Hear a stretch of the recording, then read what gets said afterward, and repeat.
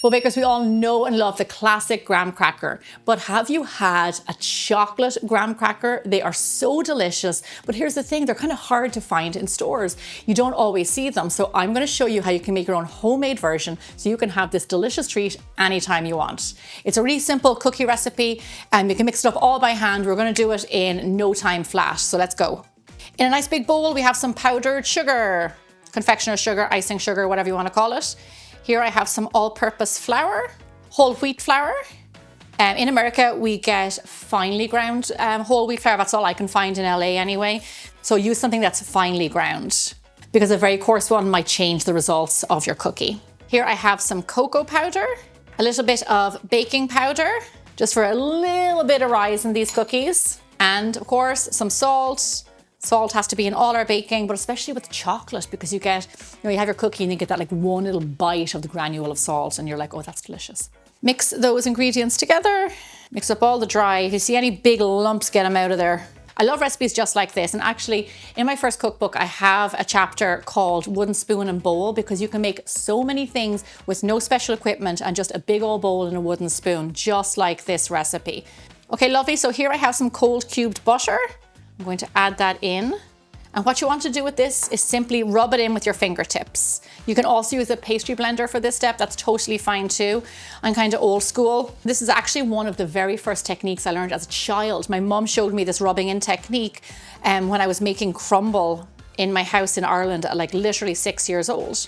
This is what you do for biscuit making, do it for pie crust making. It's really important to know how to do this. It's not the most important thing in the world, but like it's pretty important. It's good to know. It's good to know it. Force the butter between your fingers and the flour until you get kind of coarse breadcrumbs, but kind of like chunky breadcrumbs. I will tell you, you want to do this step quite swiftly because you do not want the butter to melt from the heat of your fingers. So there you have it. As you can see, it's kind of lumpy, coarse. This is what we're going for. Okay, next up are our wet ingredients. As you can see, they're pretty tiny. Not much wet ingredients, a little bit of milk and a little bit of runny honey. And you want to mix those two ingredients together before adding them in. If you love graham crackers, also just the regular kind, I also have a recipe on my website, biggerbolderbaking.com, and a video, I think, on how to make them. Those are so good. If you make like a s'more with a homemade graham cracker, it's next level. Just give that honey and milk a little bit of a mix until the honey kind of dissolves into the milk. Add your wet into your dry. And what I like to do, just for handiness sake, no pun intended, is actually just go in with my hands and mix it all together. You just get a much better feel for the dough and what's going on. When you're mixing the dough, just pull it together with your hands until it forms a ball. And just make sure all of the dry ingredients get hydrated. If you find that your dough is a little bit dry, add a splash of milk. Now there you go, this is how I know I did something right. A clean bowl and one ball of dough. Perfect. All done by hand, no machine needed, no fuss. Lovely. And guess what? For this dough, you don't have to chill it, you can actually roll it out straight away. So it's super handy. I'm gonna put a little bit of flour on my surface. So we're gonna roll this dough out to 1/8 of an inch thick. And just so you know, if it's the holidays or you're planning on having like a party or kids around, if you wanna make this dough just like this in advance and pop it into the freezer, cookie dough, like any cookie dough, freezes for like, I always say 8 weeks, but honestly, it's like months. It freezes really well. It always just bakes up beautifully and it just makes life so much easier. I always have cookie dough in my freezer, always. So then I bake them off straight away and then everyone's like, oh wow, when did you get time to make like these fresh cookies? It's like I didn't, they were in my freezer, frozen. Okay, so 1/8 of an inch thick. So a chocolate graham cracker is actually a square. It's not like the rectangle like the way a traditional one is. It ends up being around 2.5 inches by 2.5 inches. I actually happen to have the perfect square, which is awesome. If you don't, use a pizza cutter or something like that. Cut them out. You just know by the color and the smell of this dough is that they're going to be good. Imagine making a s'more with these. Ooh. Ice cream sandwiches with these. That's awesome. Place them on your baking tray. So keep on cutting out your cookies until you have no dough left. Re-roll any scraps and get as many cookies as you can.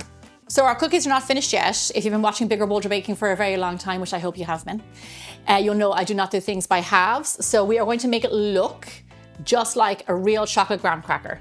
So I have a fork and I'm gonna just do some of those little prong forks down the middle, just like the real thing. Because you know, if you're like eating something and it looks like something that you're familiar with, then it starts to taste like that thing. Okay, so those are our lines down the center, so you can easily like crack them in half. And then you'd want to get a skewer, and we're going to poke a few holies in the cookie. So just do your little holes, 2, 1, 2, 1, 2, 1, all the way down. These are looking good. It took me a few minutes extra, but that's okay. It's gonna be worth it in the end. Let's get these guys into the oven. Bake your cookies at 325 degrees Fahrenheit, 165 degrees Celsius for around 15 minutes. You want to be careful because they're a dark cookie. Don't bake them too long because they might start to burn and you won't see it.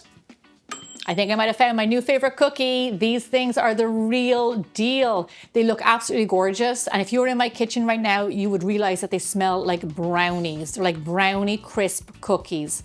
They are absolutely lovely. I love something like this that is so simple. When I bake these cookies, one of my favorite things to do is just really simple, pour a big glass of milk and dunk my cookie in it. Make this chocolate graham cracker cookie part of your baking rotation. And believe me, your whole family will be happy. There's a good reason why these cookies are hard to come by in stores, because they are absolutely delicious, that they sell out fast. So now, the best thing is, you know how to make them yourself. Thanks so much for watching. I'll see you back here again really soon for more bigger, bolder baking.